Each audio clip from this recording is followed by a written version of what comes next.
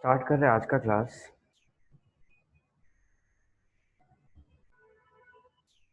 आज का class start करने से पहले एक छोटा सा रिवीजन मारते हैं, ठीक है? हाँ बोलो।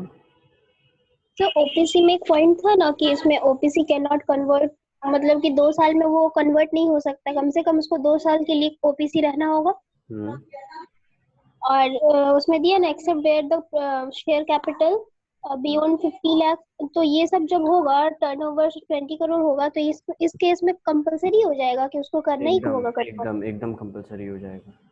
अगर 2 साल नहीं हुआ तो भी। तो भी। अच्छा। और तब वो नहीं करता है तो फिर ये पेनल्टी है ना। तो फिर पेनल्टी है। चलो ठीक है। अभी मेरे को 2 मिनट दो तुम लोग। हम खाली पूरा जो पढ़ाएं पिछले क्लास उसको रिपीट करेंगे इजी वर्ड्स में। तुम लोग खाली सुनना, ठीक है? सबसे पहले भैया आप बताए थे कि कंपनीज जो होते हैं वो अलग अलग टाइप के होते हैं। लिमिटेड बाय शेयर्स होता है, लिमिटेड बाय गारंटी होता है, अनलिमिटेड कंपनी होता है। अगर लाइबिलिटी के बेसिस पे डिफरेंशिएट करें तो लिमिटेड बाय शेयर्स मतलब आपका कंपनी शेयर इशू करेगा और आप अपने मेंबर से कितना पैसा मांग सकते हो, जितना अगला अनपेड है। अनपेड क्या होता है? I have already discussed about that. Guarantee में जब कंपनी वूंड अप होगा सिर्फ और सिर्फ तभी पैसा मांग सकते हैं। सवाल उठा कि कॉमन फीचर क्या है कंपनी लिमिटेड बाय शेयर्स और कंपनी लिमिटेड बाय गारंटी में। ये क्या हुआ? कॉमन फीचर क्या है कंपनी लिमिटेड बाय शेयर्स और कंपनी लिमिटेड बाय गारंटी में? तो भैया कंपनी लिमिटेड बाय शेयर्स और गारंटी दोनों ही लीगल पर्सनालिटी है, पॉइंट नंबर 1। पॉइंट नंबर 2, दोनों का लाइबिलिटी लिमिटेड है। अच्छा, बात करते हैं डिफरेंशिएशन के बारे में कि भैया दोनों में डिफरेंस क्या है। कंपनी लिमिटेड बाय शेयर और कंपनी लिमिटेड बाय गारंटी में डिफरेंस क्या है? तो कंपनी जो लिमिटेड बाय शेयर होता है वो कंपनी अपने मेंबर से अपने जीवन काल में, अपने लाइफ टाइम में कभी भी पैसा मंगवा सकता है, जब बंद हो रहा है तब भी मंगवा सकता है। लेकिन जो कंपनी लिमिटेड बाय गारंटी है वो सिर्फ और सिर्फ जब बंद होगा तभी मंगवाएगा, उससे पहले कंपनी लिमिटेड बाय गारंटी पैसा नहीं मंगवा सकता। भैया कंपनी लिमिटेड बाय गारंटी किनको ऑफर करना अच्छा है? मानो कल को क्लाइंट आया तो हम कैसे समझेंगे कि हम उसको कैसा कंपनी खुलवाएं? हम लोग उससे पूछेंगे क्या आपको वर्किंग फंड का जरूरत है? अगला बोलेगा नहीं, मेरे को डोनेशन मिलेगा या फिर फीस वगैरह मिलेगा, उससे हम चला लेंगे, पैसा का कैपिटल का ज्यादा जरूरत नहीं है। तो हम लोग बोलेंगे आप कंपनी लिमिटेड बाय गारंटी खोलो। अगर बोलेगा पैसा के लिए तो आपके पास आए हैं, पैसा का जरूरत है मेरे को, तो उसको कंपनी लिमिटेड बाय शेयर्स खुलवाएंगे। उसके बाद हम लोग पढ़े अनलिमिटेड कंपनी, सेक्शन 292 में बताया गया है। 4-5 बात का ध्यान रखना है इसमें। पहला बात कि अनलिमिटेड कंपनी में मेंबर्स के लाइबिलिटी पे कोई लिमिट नहीं होता। मानो 500 करोड़ का लोन लेके रखा है कंपनी, तो इस केस में आप मेंबर का घर जाओ, उसके सामान उठा के ले आओ, कोई दिक्कत नहीं। तो भैया मानिए वो मेंबर रिटायर हो गया, फिर भी मेरा घर आया जा सकता है? नहीं। एक बार आप रिटायर हो गए ये समझाने के लिए अगर हम ऐसे दिखाएं, मानो ये एक टाइम ग्राफ है। एक मानो 1 अक्टूबर 2020 को वो बोला हम रिटायर होंगे और 10 अक्टूबर को वो नोटिस दिया। तो इस दिन के पहले से, मानो इस दिन के पहले जीरो लाइबिलिटी था। कितना लाइबिलिटी था? जीरो। लेकिन 15 अक्टूबर को 15 अक्टूबर को वो कंपनी लाइबिलिटी लिया मानो 10 करोड़ का। तो भैया क्या मिस्टर एक्स जो कि रिटायर हो गए हैं अपने रिटायरमेंट के बाद वाले पीरियड का भी लाइबिलिटी का भुगतान भरेंगे? बिल्कुल नहीं। जिस दिन वो नोटिस दे रहा है उस दिन तक का सारा लाइबिलिटी उसके माथे चढ़ेगा, उसके बाद का लाइबिलिटी उसका टेंशन नहीं है। इसी को इंग्लिश में क्या बोलेंगे? The liability ceases on when he ceases to be a member. ठीक है। तीसरा बात, liability is not unlimited till the time company is not wound up. Member को कब बोला जाएगा पैसा देने के लिए? जब कंपनी बंद हो रहा होगा। अनलिमिटेड कंपनी में भी क्या एक मेंबर ही सारा पैसा देगा? नहीं। हम लोग बाहर, मानो हम लोग किसी कंपनी को उधार दिए, तो हम लोग किसी भी एक मेंबर से मांग सकते हैं। और फर्दर वो जो मेंबर है, मानो अगर डायग्राम बनाए, हम हैं ए, मेरा दोस्त है मिस्टर एक्स, ठीक है, मिस्टर एक्स को बोले मिस्टर एक्स पैसा दो, तो लॉ ये नहीं बोलता कि आप जिससे पैसा मांग रहे उसी को देना। लॉ बोलता है कि मिस्टर एक्स अगर मानो 10 मेंबर है तो मिस्टर एक्स के पास ये हक है कि वो बाकी 10 से कंट्रीब्यूशन दे। ठीक है, ओके, आगे बढ़ते हैं। बेसिस ऑफ मेंबर्स में सबसे पहले सबसे सिंपल वाला ओपीसी, 1% कंपनी, एक मेंबर होगा, एक डायरेक्टर होगा, जो है वही है। मिनिमम पेड अप कैपिटल का कोई लफड़ा नहीं है। अगला को अपने नाम के पीछे ओपीसी लगाना जरूरी है।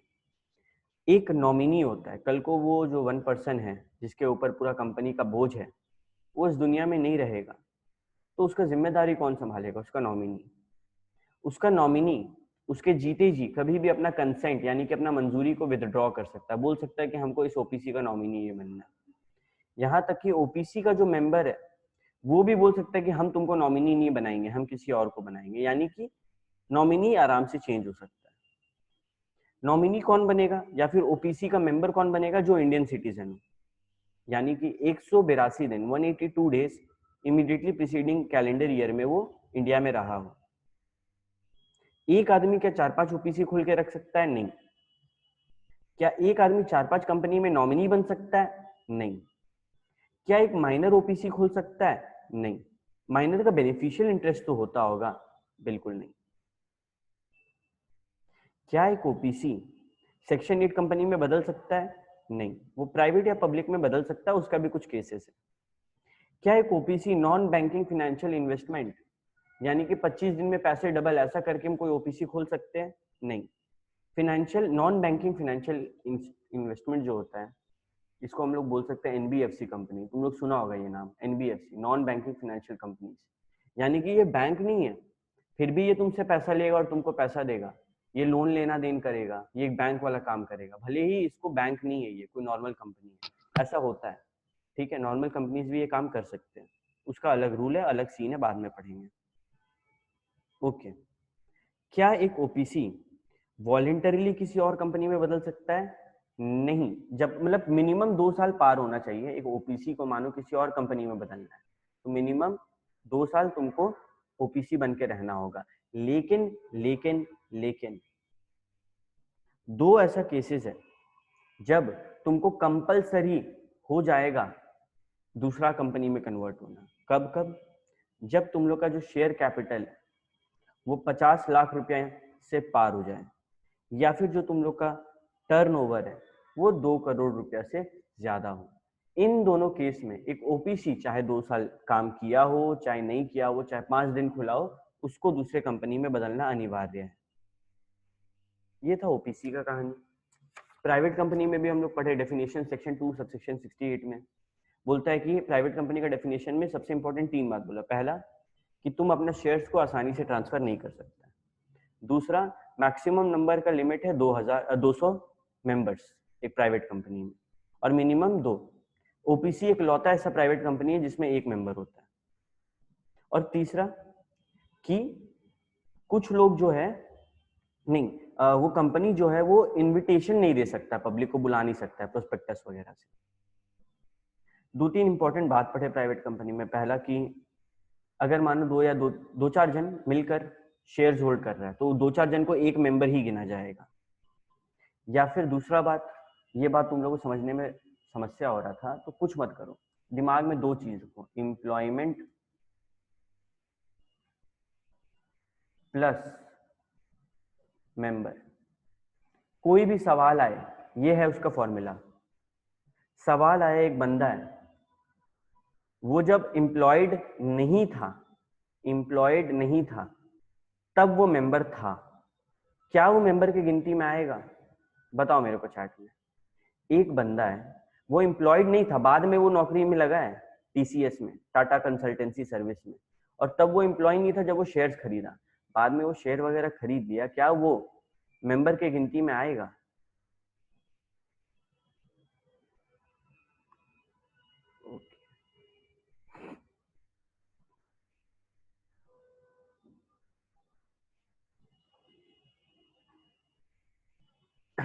ये कॉन्सेप्ट हम एक बार फिर से रिपीट करते हैं।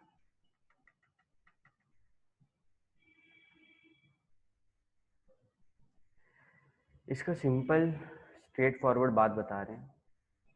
लॉ बोलता है कि जब तुम एम्प्लॉयमेंट में था, मेरा भाषा को ध्यान से सुनो, जब तुम एम्प्लॉयमेंट में था, अगर तब तुम उस कंपनी का मेंबर बन रहे, जब तुम एम्प्लॉयमेंट में था या फिर तुम एम्प्लॉयमेंट में है और तभी तुम उसका मेंबर बन रहे, सिर्फ और सिर्फ अभी, मतलब तभी, you will not be counted as a member.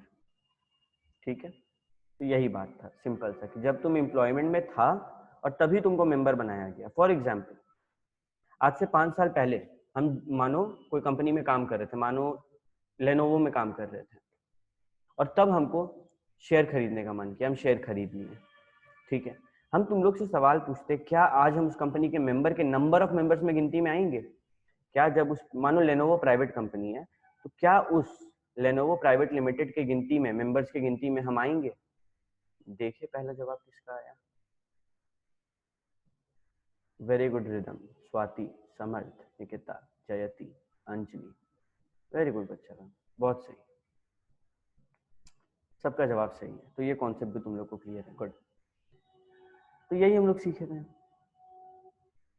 कोई मिनिमम पेड अप कैपिटल का जरूरत नहीं है प्राइवेट लिमिटेड में, minimum number of members 2, maximum 200, share ऐसे ट्रांसफर हो नहीं सकता है, पब्लिक को बुला बुला के शेयर बेच नहीं सकते हैं। 2 कंपनीज, ओपीसी और स्मॉल कंपनी, दोनों ही प्राइवेट कंपनी के गिनती में आता है। स्मॉल कंपनी क्या होता है भैया? सिंपल वर्ड में, एक ऐसा प्राइवेट कंपनी जिसका पेड अप शेयर कैपिटल यानी कि PUSC 50 लाख के अंदर हो, 50 लाख से ज्यादा ना हो, 50 लाख या फिर उसके अंदर हो, जिसका टर्नओवर 2 करोड़ या फिर उसके अंदर हो, और वो कभी भी सेक्शन 8 कंपनी नहीं हो सकता है, वो कभी भी होल्डिंग या फिर सब्सिडरी कंपनी नहीं हो सकता है। ये होता है स्मॉल कंपनी। फिर हम लोग पढ़े थे पब्लिक कंपनी। पब्लिक कंपनी का डेफिनेशन था 271 में, बोलता है public company is a company which is not a private company. ये तो वो लोग बोल दिया, लेकिन इसका जब डिटेल में बात किए थे तो हम लोग समझे थे कि इसका जो शेयर है पब्लिक कंपनी का, वो आराम से ट्रांसफर होता है। इसमें मिनिमम नंबर 7 है, मैक्सिमम का कोई लिमिट नहीं।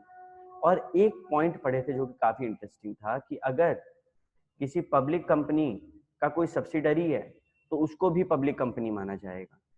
मानो BCCL, हम लोग एक प्राइवेट कंपनी खोले, RSC प्राइवेट लिमिटेड, और हम लोग को BCCL ओन करने लगा, होल्डिंग कंपनी बन गया, तो हम लोग को भी पब्लिक माना जाएगा। ठीक है, अभी कुछ बच्चों के दिल में सवाल उठ रहा होगा कि भैया होल्डिंग कंपनी क्या है, सब्सिडरी कंपनी क्या है?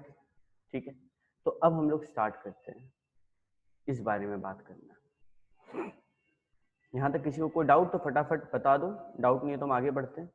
अगर डाउट नहीं है तो यो मैसेज कर दो। पूरा हम लोग रिवाइज कर लिए, लास्ट क्लास एकदम डिटेल में, किसी को कोई डाउट नहीं होगा आई थिंक। गुड, ठीक है, अब आगे बढ़ते हैं हम लोग। ओके, सबको खोलो page number 5.12।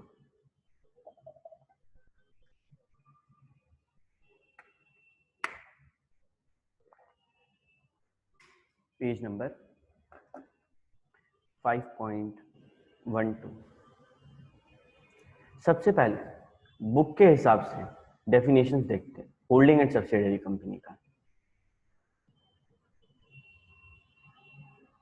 Section 2 sub section 46 बताता है कि होल्डिंग कंपनी क्या होता है। वो कहता है कि a company is a holding company in relation to one or more other companies. कब होता है? Means a company of which such company or subsidiary company. ये क्या बोल दिया भैया, ये कैसे कैसे डेफिनेशन लिखता है? ये बोलता है होल्डिंग कंपनी वो कंपनी है जिसके अंदर में सब्सिडरी कंपनीज। तो फिर सब्सिडरी कंपनीज कहाँ? सेक्शन 2 सबसेक्शन 87 में बोलता है subsidiary company in relation to any other company, that is to say the holding company. यानी कि सब्सिडरी कंपनी कौन होता है? एक ऐसा कंपनी जिसमें कोई और कंपनी बोर्ड ऑफ डायरेक्टर को होल्ड करता हो, या फिर more than half of the total share capital, या तो खुद अकेले या फिर किसी और के साथ मिलकर होल्ड करता हो। इस चीज को समझाते हैं, ध्यान से देखना। मानो एक बीसीसीएल को ही लेते हैं। बीसीसीएल कौन सा कंपनी है, पब्लिक कंपनी या प्राइवेट कंपनी? फटाफट बच्चा लोग बताओ, पब्लिक है या प्राइवेट? देखिए पहला जवाब किसका आता है, इस बारे में बता भी चुके हैं। वेरी गुड श्रुति, वेरी गुड अंजलि, सिमरली, सबका जवाब सही है। निकिता भैया बीसीसीएल पब्लिक कंपनी है, क्योंकि इसमें प्राइवेट लिमिटेड नहीं लिखा है, इसमें सिर्फ लिमिटेड लिखा है। जो प्राइवेट कंपनी होगा उसमें क्या लिखेंगे, प्राइवेट लिमिटेड। मानो एक प्राइवेट कंपनी का एग्जांपल लेते हैं, आरएससी प्राइवेट लिमिटेड। ये क्या है, प्राइवेट कंपनी। क्यों, इसमें ये वर्ड है प्राइवेट। ठीक है, नो प्रॉब्लम। अभी मेरे को ये बताओ कि बीसीसीएल आरएससी को होल्ड कब करेगा? भैया दो केस। पहला केस, केस नंबर 1, ये जो आरएससी है ना, इसमें बोर्ड ऑफ डायरेक्टर होंगे। कोई भी कंपनी में बोर्ड ऑफ डायरेक्टर होता ही होता है, मतलब 4-5 मेन आदमी, मिनिमम 3 होना चाहिए। बोर्ड ऑफ डायरेक्टर मिनिमम 3 होना चाहिए, इसका भी अलग अलग रूल है, अभी डिटेल में हम नहीं जा रहे। तो मतलब मानो 3 आदमी जो कि मेजर सारा डिसीजन लेता है। ठीक है, आरएससी प्राइवेट लिमिटेड का बोर्ड ऑफ डायरेक्टर कौन? कोई भी ऐसा 3 जन जो लोग बैठता है गोल चेयर में बैठ के डिसीजन लेता है।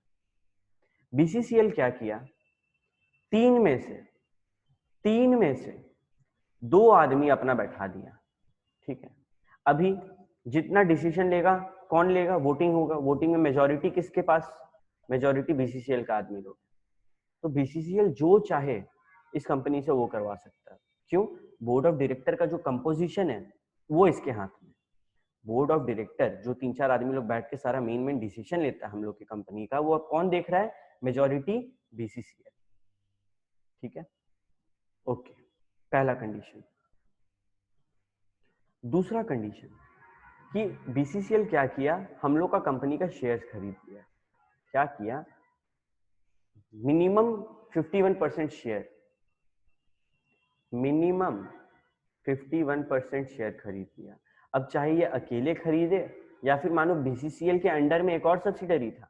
बीसीसीएल के अंडर में था एक ए लिमिटेड, ये भी इसका सब्सिडरी था। ठीक है, तो ये बीसीसीएल प्लस ए लिमिटेड मिलके 51% ले ले। कैसे भी जब हम लोग का टोटल शेयर कैपिटल में 51% वो होल्ड करने लगेगा तो क्या हो जाएगा, तो भैया हम लोग समझ जाएंगे कि वो हम लोग का होल्डिंग कंपनी। यहाँ पे जो होल्ड करता है उसको बोलते हैं होल्डिंग कंपनी। जो होल्ड करता है उसको क्या बोलते हैं, होल्डिंग कंपनी। और जो होल्ड होता है उसको क्या बोलते हैं, सब्सिडियरी कंपनी। अभी इससे रिलेटेड एक अमेंडमेंट आया है कि नहीं आया है? हाँ, श्रुति एक बार अनम्यूट करो। श्रुति केशरी थी आई थिंक। Yes sir. हाँ, इसमें हम तुम लोग को काट के लिखवाए थे क्या कि वोटिंग पावर होगा? Yes sir. काट के लिखवाए थे ना? ठीक है, एक सेकंड। सब बच्चा लोग आ जाओ पेज नंबर 5.12 में। सर 5.11 में भी लिखवाए थे, वो 5.1 स्मॉल कंपनी का स्मॉल कंपनी का भी वही होगा। 10 करोड़ एक सेकंड रुको। और टर्नओवर 100 करोड़। ये अमेंडमेंट है, चेंज होता रहता है टाइम टू टाइम। तो जब तुम लोग का बुक प्रिंट हुआ था तब ये नहीं था, अभी बता रहे हैं हम। यहाँ पे हम लोग क्या पढ़े थे लास्ट क्लास स्मॉल कंपनी में, कि भैया गवर्नमेंट बोल के रखा है कि तुम 50 लाख रुपया तक कैपिटल रख सकता है स्मॉल कंपनी, लेकिन गवर्नमेंट चाहे तो वो लिमिट बढ़ा सकता है। गवर्नमेंट के ऊपर भी एक रोक था कि वो लिमिट 5 करोड़ तक बढ़ेगा, लेकिन अब 5 करोड़ नहीं बल्कि 10 करोड़ हो चुका है। यानी कि गवर्नमेंट काटो, पेज नंबर 5.11 में small company point number 1 paid up share capital, last में देखो क्या है, मोर देन 5 करोड़। 5 करोड़ को काटो और लिखो 10 करोड़। ठीक है, पेंसिल से काटना, पेन से नहीं, पेंसिल से काटना। 5 करोड़ रुपीस को ऐसे काटो पेंसिल से और लिखो 10 करोड़। उसी के नीचे टर्नओवर था 20 करोड़, उसको भी काटो और लिखो 100 करोड़।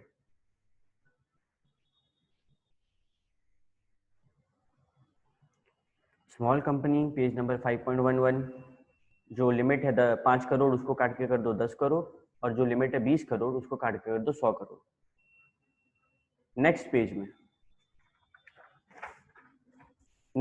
में होल्डिंग एंड सब्सिडरी में जो हम लोग सब्सिडरी का डेफिनेशन देख रहे हैं, ठीक है, सेक्शन 2 सबसेक्शन 87, उसका पॉइंट नंबर 2 स्क्रीन पे देखो, हम टिक मार रहे हैं, पॉइंट नंबर 2, उसमें लिखा है 1/2 of the total share capital. उस शेयर कैपिटल के जगह लिख दो उठा के, मतलब ऊपर में पेंसिल से, वोटिंग पावर, ठीक है, यानी कि वोटिंग पावर मैक्सिमम जिस कंपनी के पास हो। अभी हम क्या बताए थे कि मिनिमम 51%, ये अल्टीमेटली बात वही बोल रहा है, बस लैंग्वेज का डिफरेंस है, और ये जरूरी है, ये लैंग्वेज का डिफरेंस जरूरी है। अभी मानो मैक्सिमम शेयर हम किसी भी कंपनी में होल्ड करते तो ऑब्वियसली वोटिंग पावर मेरे पास ज्यादा है, ठीक है, तो वहां पे एग्जैक्टली बोल दिया कि वोटिंग पावर ज्यादा होना जरूरी है। मानो आरएससी प्राइवेट लिमिटेड में कोई डिसीजन लेना है तो हम लोग वोट करवाएंगे। अभी सबसे ज्यादा शेयर किसके पास है? बीसीसीएल का। वोटिंग पावर ज्यादा किसके हाथ में? बीसीसीएल के हाथ में। अरे मानो हम लोग 10 लोग, ठीक है, उसमें से एक है बीसीसीएल जो अकेले 51% हम लोग में होल्ड करता है, तो वोटिंग पावर ज्यादा किसके पास है? बीसीसीएल। तो ऑटोमेटिकली वो जो बोलेगा वही उस कंपनी को करना होगा। Is this point for holding and subsidiary clear to everyone? यो कर दो, क्लियर नहीं है डाउट पूछो आराम से, कोई दिक्कत नहीं है, इंपॉर्टेंट टॉपिक है, धीरे धीरे चलेंगे। जिसको क्लियर है यो करो, जिसको नहीं है डाउट पूछो।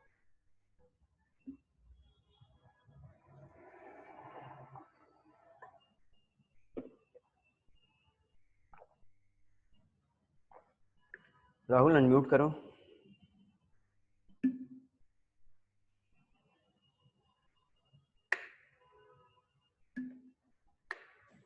यस भैया। हाँ बाबू, क्या नहीं समझ में आया सब्सिडरी में, बताओ।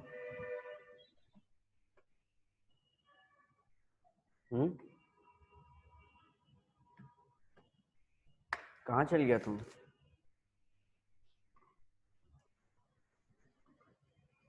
हाँ।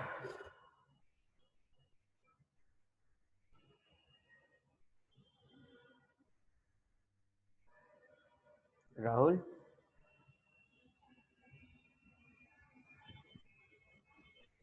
यस भैया। हाँ बाबू, सब्सिडरी में क्या डाउट है ये पूछो, रिपीट करना है क्या?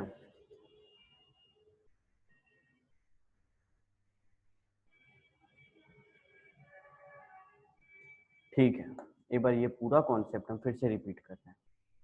होल्डिंग कंपनी सेक्शन 2 सबसेक्शन 46 में डिफाइन किया, लेकिन बड़े ही एब्रप्टली डिफाइन किया, बड़े ही गंदे ढंग से, कि क्या होता है होल्डिंग कंपनी? वो कंपनी जिसके अंडर में सब्सिडरी कंपनीज हो। भैया सब्सिडरी कंपनी मतलब देखो हम लोग किसके बारे में बात कर रहे हैं? Subsidiary company. सब्सिडरी कंपनी मतलब वो कंपनी जिसको कोई और होल्ड करता है। कोई और कंपनी किसी को होल्ड कैसे कर सकता है? मानो आरएससी प्राइवेट लिमिटेड एक कंपनी है, तो मेरा ये जो कंपनी है आरएससी प्राइवेट लिमिटेड, उसको कोई और होल्ड कैसे कर सकता है? 2 तरीके से। पहला तो कि मैक्सिमम वोटिंग पावर वो अपने हाथ में ले ले, ठीक है, कि ज्यादातर वोट जो है उसके हाथ में, वही मैनिपुलेट करेगा। और दूसरा कि वो जो है सीधे सीधे अपना बोर्ड ऑफ डायरेक्टर में, मतलब मेरा कंपनी का बोर्ड ऑफ डायरेक्टर में अपना आदमी बैठा दे, ठीक है।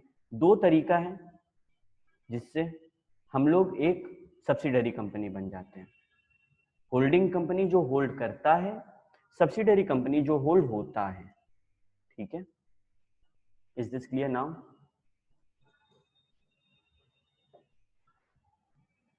Rahul, is this clear now? Okay, ठीक है। लेकिन सब्सिडरी का कहानी यहाँ पे खत्म नहीं होता। क्या बोलता है? provided that such class or classes of holding companies as may be prescribed shall not have layers of subsidiaries beyond such number as may be prescribed। यानी कि लॉ में बोल दिया कि मानो कोई कंपनी है ए लिमिटेड, उसके अंडर में है बी लिमिटेड, चलो चलता है। उसके अंडर में है सी लिमिटेड, चलो चलता है। उसके अंदर में है डी लिमिटेड, ठीक है, कोई नहीं, ऐसे ही होते जा रहा है, होते जा रहा है। लॉ यहाँ पे रुक जाएगा, लॉ बोलेगा भाई साहब क्या कर रहे हो आप, ऐसे लेयर्स ऑफ कंपनी आप नहीं रख सकते हो। और लॉ एक स्पेसिफाई नंबर है जो टाइम टू टाइम चेंज करता है, ठीक है। तुम लोग का सिलेबस में नंबर पढ़ना जरूरी नहीं है, इसलिए हम अभी उसके बारे में जिक्र नहीं कर रहे, उससे रिलेटेड कुछ रूल भी है, तो उस सब के बारे में हम लोग अभी बात नहीं कर रहे। लेकिन ये समझ जाओ कि क्या हम कितना भी सब्सिडरी रख सकते हैं अपने अंदर में, नहीं। Law prescribes the number of securities, the number of subsidiaries a company can hold. I am repeating, law prescribes the number of subsidiaries a company can hold.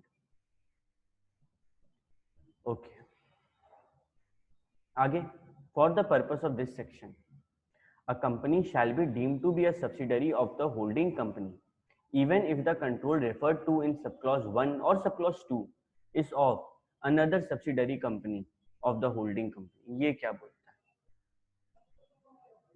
Simple word में, एक कंपनी है BCCL, क्या है company का नाम? BCCL। BCCL जो है दो कंपनी अपने अंडर में रखता है, A और B। BCCL अपने अंडर में कितना कंपनीज रखता है? दो। अभी हम लोग जो है RSC प्राइवेट लिमिटेड, हम लोग को डायरेक्ट BCCL ओन नहीं कर रहा है, डायरेक्ट BCCL होल्ड नहीं कर रहा है। क्या किया, वो A को बोला कि A, क्या बोला, A तुम एक काम करो, तुम इसका होल्डिंग कंपनी बनो। अपने ही एक सब्सिडरी को बोला कि तुम RSC प्राइवेट लिमिटेड का होल्डिंग कंपनी बनो।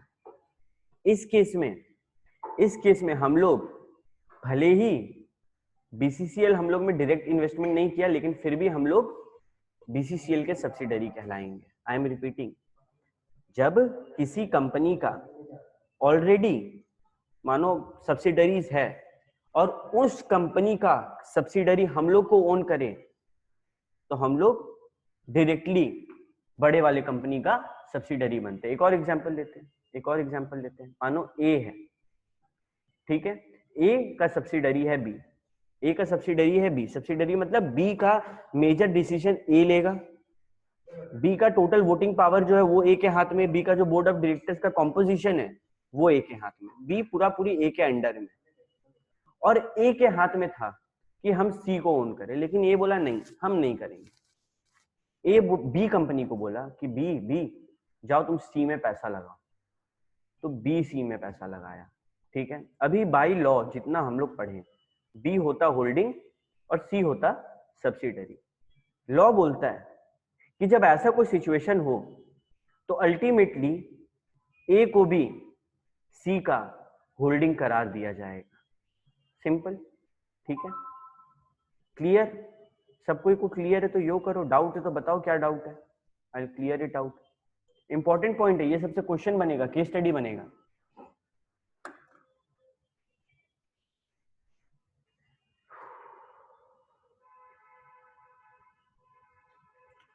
ओके अच्छा, एक तुम लोग को अनाउंसमेंट बता देते हैं कि इनके हम लोग का ये जो चैप्टर है इस वीक में मोस्ट प्रॉब्ली हो जाएगा, ठीक है। और नेक्स्ट वीक से हम लोग अपना जो ऑफलाइन क्लासेस हैं, जिसमें डाउट क्लासेस होगा, वो रिज्यूम करेंगे। टाइमिंग कैसे क्या है वो सब हम बता देंगे संडे या मंडे तक। तुम लोग को इंडियन कॉन्ट्रैक्ट एक्ट आज से पढ़ना चालू करना है, धीरे धीरे करके हम लोग इंडियन कॉन्ट्रैक्ट एक्ट का डाउट लेंगे। तुम लोग डाउट पूछेगा तो ठीक है, नहीं तो फिर हम अपना अपना डाउट पूछेंगे, यानी कि सवाल पूछेंगे, तो तैयार होकर आना, ठीक है। नेक्स्ट वीक से डेट वेट जो है वो संडे तक तुम लोग को नोटिफाई कर दिया जाएगा। ओके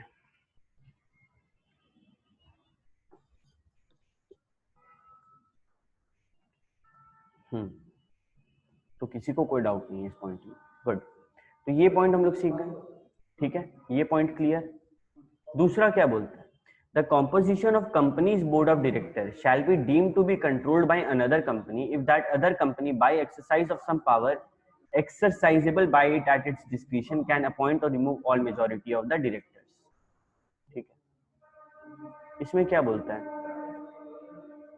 सब बताएंगे राहुल, टेंशन मत लें, सब पता चल जाएगा, ठीक है। कितना दिन होगा, कितना घंटा होगा, सब पता चलेगा, बस अभी बता दिए, पढ़ना चालू करो। मेरा मेन बताने का रीजन है कि पढ़ाई चालू कर देना।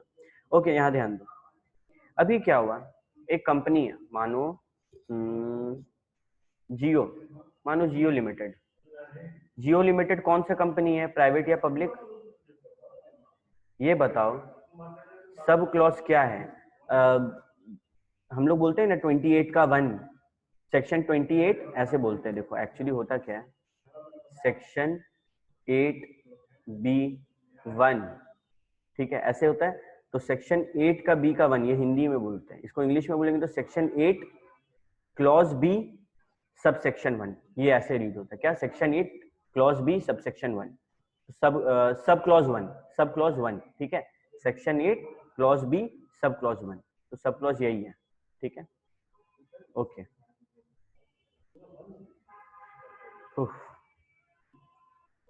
एक सेकंड रुको। अभी सुनो, कहाँ पे थे हम?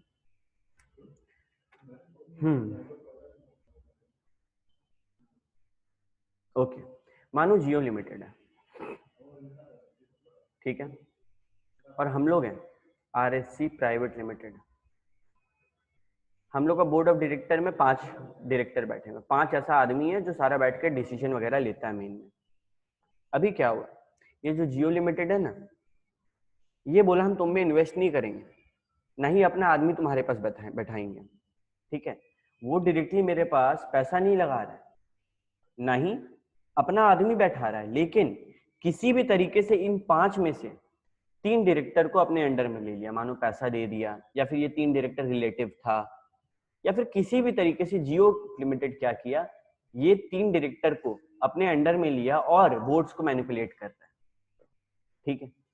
तो इस केस में जब डायरेक्टली या फिर इनडायरेक्टली जो बोर्ड ऑफ डायरेक्टर है उसका कंपोजिशन किसी और कंपनी के हाथ में जाए तो वो होल्डिंग बन जाता है, ठीक है। डायरेक्टली अपना आदमी लॉ के तहत नहीं बैठाया, सेटिंग किया, सेटिंग कि यार 3 डायरेक्टर से बात किया, तुम लोग ये वोट कर देना ना, इसमें नो कर देना।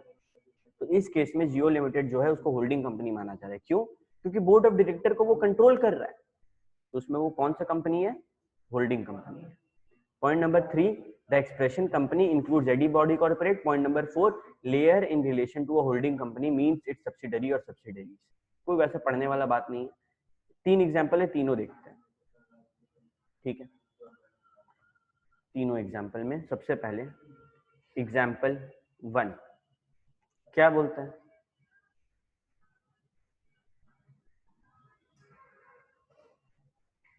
सबसे पहले A will be subsidiary of B.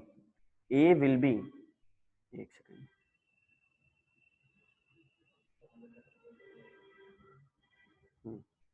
A will be subsidiary of B, मतलब A B के अंडर में आ रहा है। देखो A को हम नीचे लिखे हैं, A को नीचे दिखा रहे हैं। A will be subsidiary of B कब?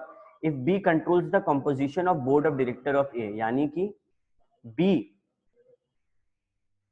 जो डायरेक्टर है, बोर्ड ऑफ डायरेक्टर, उसको अपॉइंट कर रहा है, उसको रिमूव कर रहा है, उसका सैलरी फिक्स कर रहा है, सब कुछ बी कर रहा है, ठीक है। तो इस केस में बी होल्डिंग कहलाता है। इस बारे में बात हुआ हम लोग। Point number 2, example number 2, example number 2 ध्यान से सुनो। A will be subsidiary of B, A will be subsidiary of B. देखो फिर से वही, ए नीचे है। कब? अगर मोर देन 50%, मोर देन 50% वो होल्ड कर रहा है, ठीक है भैया। इस केस में वोटिंग पावर, अब क्या बोलने लगा, बोलना है हम लोग को 50% नहीं बोलना, हम लोग को बोलना है maximum voting power. And example 3, ठीक है, क्या बोलता है? ध्यान से सुनो।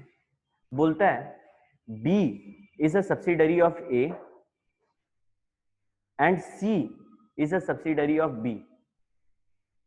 क्या बोलता है? B is a subsidiary of A, B A के अंडर में आता है, and C is a subsidiary of B, C जो है वो B के अंडर में आता है। तो ऑटोमेटिकली A और C में भी एक रिश्ता बैठा, A जो है वो C का होल्डिंग कंपनी कहलाएगा।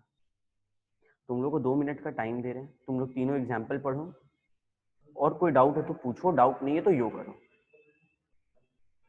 ओके, पॉइंट 1 सिंपल बात, बोर्ड ऑफ डायरेक्टर हटा रहा है कोई और कंपनी, या फिर लगा रहा है, सैलरी फिक्स कर रहा है मेजॉरिटी के लिए, उस केस में वो होल्डिंग हो जाता है। सब कोई पढ़ो आराम से, 2 मिनट का टाइम है, और डाउट है तो पूछो, डाउट नहीं है तो यो मैसेज करो, then only I move forward.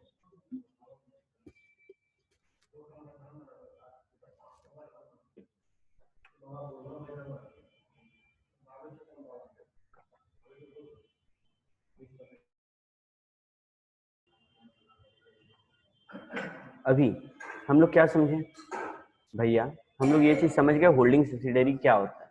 हम लोग पब्लिक कंपनी में एक पॉइंट पढ़े थे कि मानो BCCL ये क्या है, ये पब्लिक कंपनी है, ये क्या है, पब्लिक कंपनी, ठीक है, और ये ओन कर रहा है किसी और कंपनी को, ठीक है, जो कि एक प्राइवेट कंपनी है। एक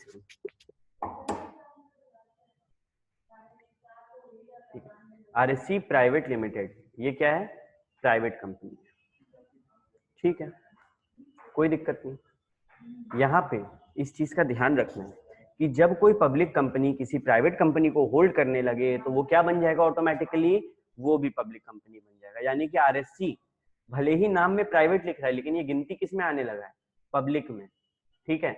लॉ क्या बोलेगा, ये नाम हटाओ, प्राइवेट हटाओ, तुम भी तो RSC लिमिटेड, बोलेगा हम तो गरीब आदमी, हम तो प्राइवेट लिमिटेड है, नहीं, तुमको एक पब्लिक कंपनी होल्ड कर रहा है, तो अब तुम गरीब आदमी नहीं है, अब तुम पैसा वाला इंसान है, और इसीलिए इसका नाम कटवा दिया और पब्लिक नाम रख दिया, मतलब RSC लिमिटेड, ठीक है। तो ये कॉन्सेप्ट भी था, इससे भी सवाल बनता है। ओके, अब बढ़ते हैं आगे। एक सब्सिडरी होल्डिंग बहुत सुने हम लोग। एसोसिएट कंपनी क्या होता है? होल्डिंग सब्सिडरी में क्या था, एक जन दूसरा जन को कंट्रोल कर रहा था, एसोसिएट में दोस्त है, साथ में काम कर रहा है। अगर हम लोग परसेंटेज देखें, ठीक है, अगर हम लोग परसेंटेज देखें तो क्या सीखें कि अगर 51% और मोर होल्ड करने लगे तब होल्डिंग एंड सब्सिडरी का रिलेशनशिप आता है। लेकिन लॉ बोलता है कि अगर 20% से लेकर 50% तक किसी कंपनी में होल्ड कर रहा है तो वो कंपनी को एसोसिएट कंपनी बोलेंगे। वो कंपनी को क्या बोलेंगे, एसोसिएट कंपनी। सिंपल वर्ड में, मानो एक कंपनी है, वो हम लोग की कंपनी में 30% इन्वेस्ट किया, वो एसोसिएट कंपनी, 40% किया एसोसिएट कंपनी, 49% किया एसोसिएट, 50% किया एसोसिएट, 51% किया, तुरंत होल्डिंग कहलाने लगेगा। एसोसिएट मतलब साथ में काम करना, होल्डिंग मतलब उसको ओन करने लगना। और 20% से नीचे कोई कंपनी, वैसे कुछ रिश्ता नहीं है मेरा तुम्हारा, नॉर्मली तुम मेरा शेयर होल्डर है, दैट्स इट, नथिंग एल्स, ठीक है। मानो 19% या 18% या 10% तुम बस मेरा शेयर होल्डर है। लेकिन जब ये परसेंटेज बढ़ते जाता है तब उठता है सवाल, क्या नाम दे। तो 20 से 50 तक एसोसिएट, और उसके बाद होल्डिंग एंड सब्सिडरी का रिश्ता आता है। बात करते हैं इसके बारे में थोड़ा और। In relation to another company means a company in which that other company has a significant influence. भाई बड़ा शेयर होल्ड कर रहा है 20 से 50 के बीच में, लेकिन वो सब्सिडरी नहीं है। इन्फ्लुएंस तो है लेकिन वो सब्सिडरी नहीं है। और जॉइंट वेंचर को भी एसोसिएट कंपनी कहा जाता है। जॉइंट वेंचर क्या होता है, कोई बच्चा बताएगा, लिख के भेजो मी, जो जॉइंट वेंचर के बारे में बता सकता है, तुम लोग के सिलेबस में था। मी लिख के जो भेजेगा उसी को मौका मिलेगा, देखते हैं कौन बताने के लिए योग्य है। ओके समझ, बता क्या होता है। भैया कोई भी एक पर्टिकुलर प्रोजेक्ट को जब दो कंपनी मिल करके अंडरटेक करते हैं तो जॉइंट वेंचर में वो लोग होता है। अभी मेरे को मानो एक बिल्डिंग बनाना है तो हम किसी और कंपनी के साथ बनाने लगे, या फिर मेरे को एक ब्रिज बनाना है हम किसी और कंपनी के साथ बनाने लगे, तो वो जॉइंट वेंचर एक पर्टिकुलर पर्पस के लिए, ठीक है। ओके, तो एक जॉइंट वेंचर कंपनी जो होते हैं वो आपस में क्या होते हैं, एसोसिएट कंपनी।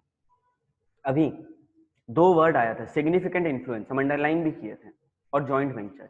सिग्निफिकेंट इन्फ्लुएंस यानी कि एटलीस्ट कम से कम 20% ऑफ टोटल वोटिंग पावर होना चाहिए। और जॉइंट वेंचर के बारे में हम तुम लोग को बता दिए, ठीक है। कोई एक पर्टिकुलर काम के लिए अगला को रखा गया है, ठीक है, मिलकर दोनों वो काम करता है।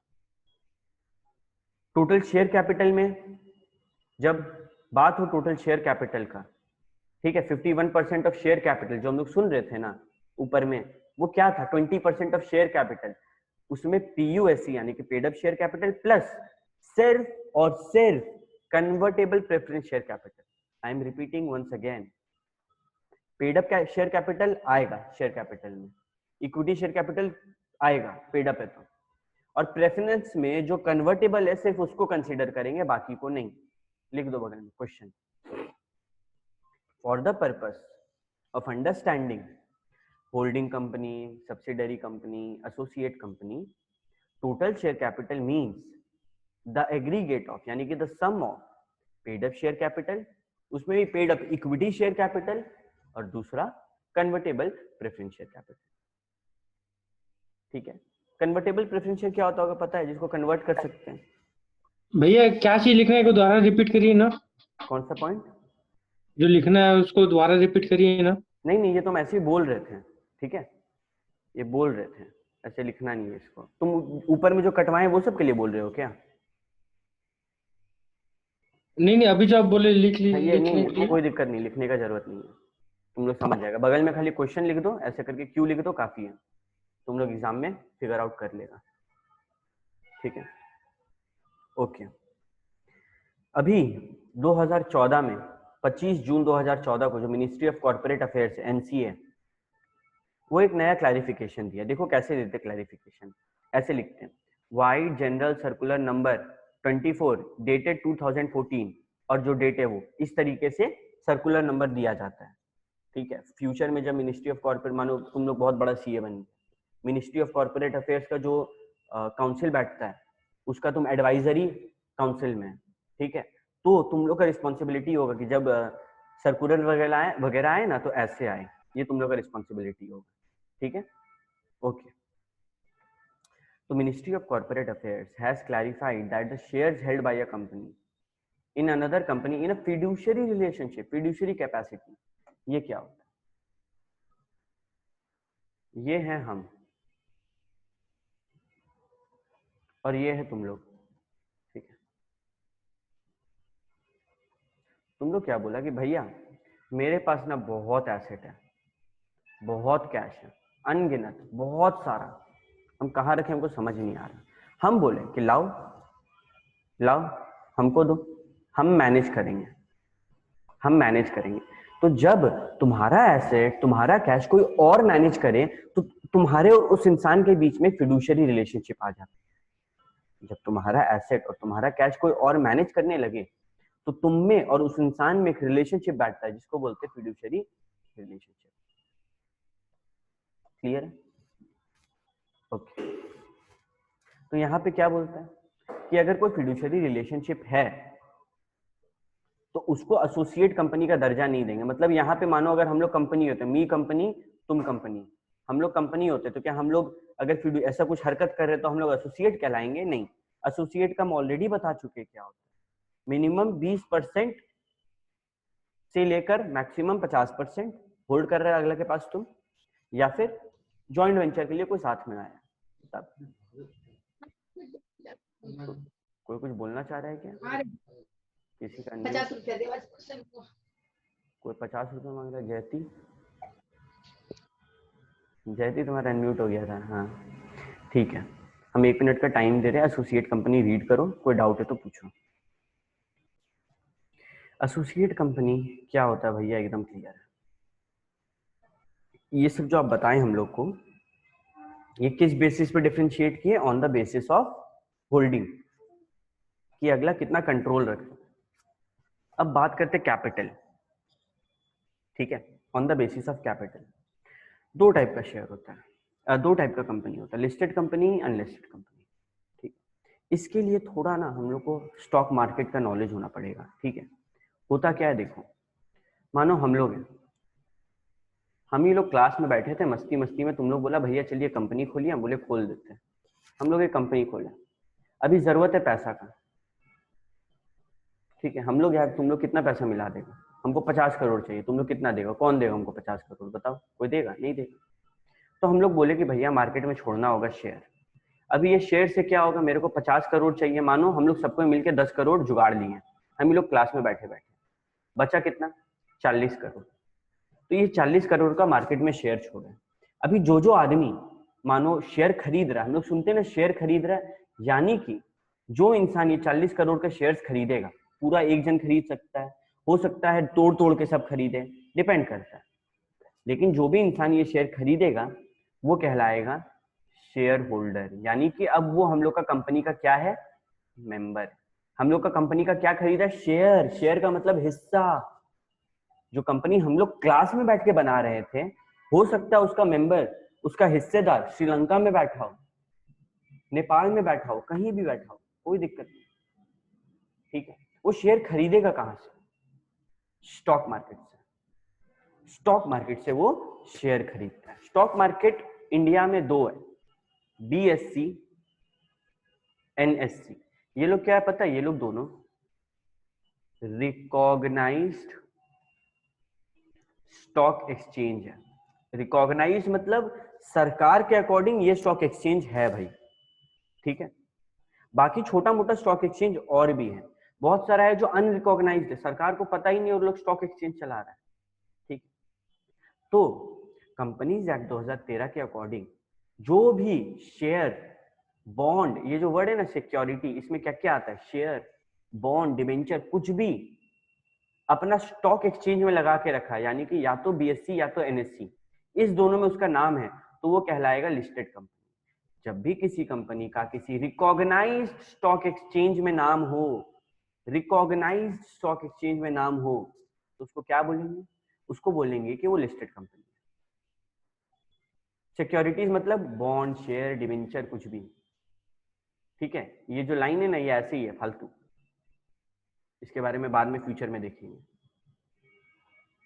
अनलिस्टेड कंपनी यानी कि कोई भी ऐसा कंपनी जो लिस्टेड ना हो किसी स्टॉक एक्सचेंज में, किसी recognised stock exchange. This is the keyword, recognised stock exchange, this is the keyword, ठीक है, ओके। अब बात करते हैं छोटा मोटा कंपनीज के बारे में, जिसके बारे में अभी तक बात नहीं हुआ था, लेकिन बात करना जरूरी है। एक सेकेंड,